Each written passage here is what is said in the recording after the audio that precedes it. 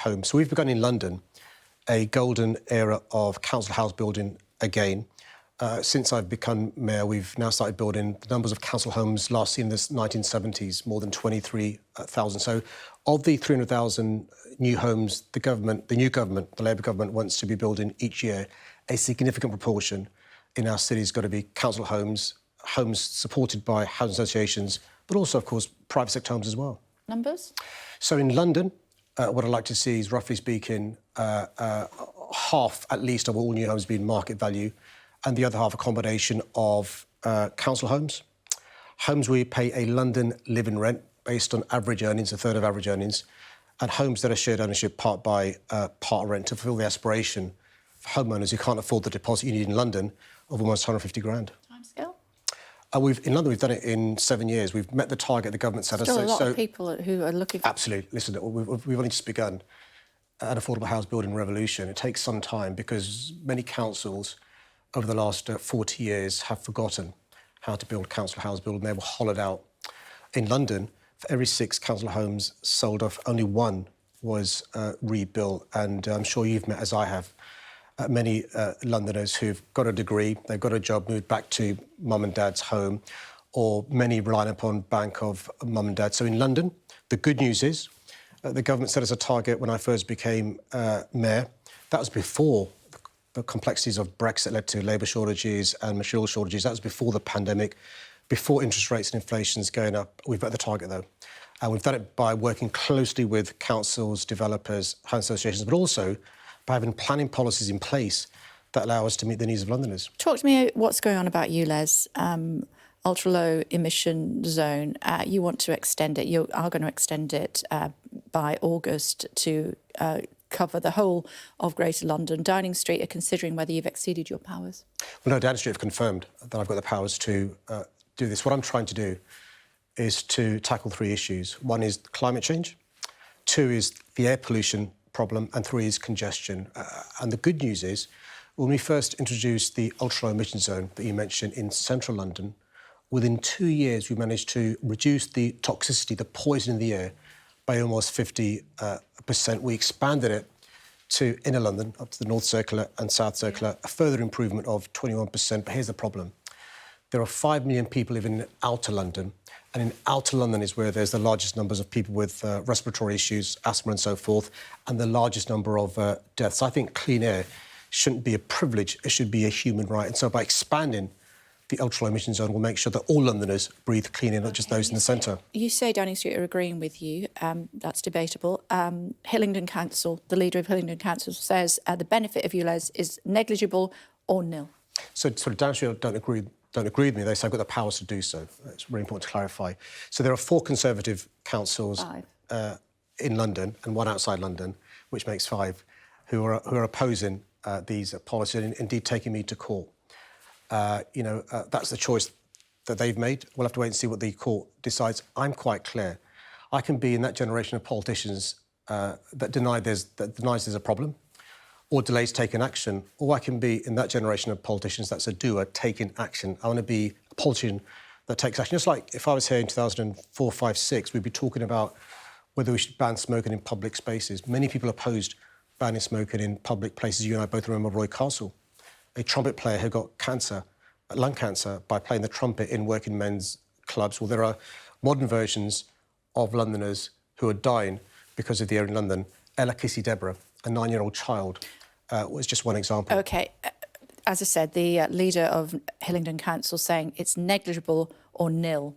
Well, he's wrong. He's denying the science. The science is quite clear. Look, from the Chief Medical Officer to experts at Great Ormond Street, to experts at the Children's Evelyn Hospital, to the World Health Organization, to Imperial College, all agree we've got an air pollution crisis that requires action in London. Around 4,000 premature deaths linked with air quality every year, tens of thousands around the country. Children have stunted lungs forever because of toxic air. Adults with a whole host of health issues, from asthma to cancer, dementia, heart disease, all linked with air quality. What's happened is this, Kay. Just like 20, 30 years ago, politicians would often talk about denying climate change. They can't anymore, so they're delaying action. And the same goes with air pollution. There is a problem. I'm determined to fix it. OK, let's talk about those councils. 5 of them, as I said, all Conservative, I should point that out. They've all joined together with this judicial review. They say that the consultation process was not properly conducted and you didn't carry out a cost-benefit analysis of the plan. Well, those arguments were rejected by the High Court. Of the 5 arguments put forward, 3 were rejected, 2 have been given permission to be heard. And there's a court case in July. I don't want to prejudge the court case. I'm quite clear. All processes were followed, but I also accept in a democracy it's right and proper. People should be allowed to challenge my decisions, in this case in the High Court. I think that same right to challenge decisions should be available to others, like asylum seekers and refugees as well, by the way. There we go. Considered scrapping and replacing with a pay-as-you-drive scheme? No, I'm quite clear in relation to ULEZ works. Look, ULEZ works in relation to the polluter pays principle. When I first announced this policy in 2017, the number of vehicles compliant in our great city was only about 39%. The rest of the vehicles, more than 60%, were polluting vehicles. Now we have, within central and inner London, more than 94% of vehicles are compliant, so not polluting as much. And in outer London, more than 9 out of 10 are compliant. But also we've seen a massive improvement in the area in our city. This policy works, and I'm just disappointed for party politics reasons. The Conservative councils you mentioned are using taxpayers' money, not for more libraries or to improve air quality, but to pay lawyers to challenge me in the High Court.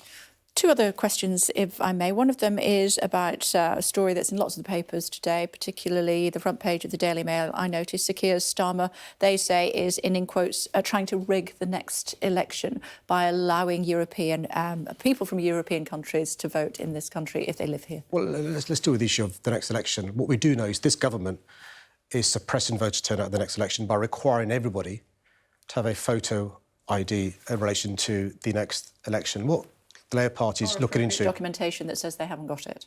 Photo ID. You need to have photo ID in relation to voting in the next general election. And we do know, by the way, that in London, roughly speaking, 2.5 million Londoners don't have a driving licence and 500,000 don't have a passport. So that's a real problem in relation to the next election, which this government has passed an act. But you can then go on to so. Apply for certain documentation.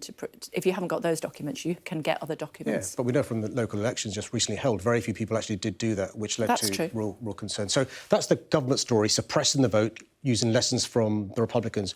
What Labour Party is looking into, and I fully support this, is those EU citizens who have secured status, settled status, been here more than 5 years, are paying taxes, who are eligible to vote, by the way, in local election and mayoral elections. Just like our Irish counterparts who can vote here, Irish citizens and Commonwealth citizens, we should enable those who have been here for more than 5 years, have secured status, to be active citizens. I want everyone in our country not to be passive consumers, but active citizens, and that includes our EU friends and neighbours.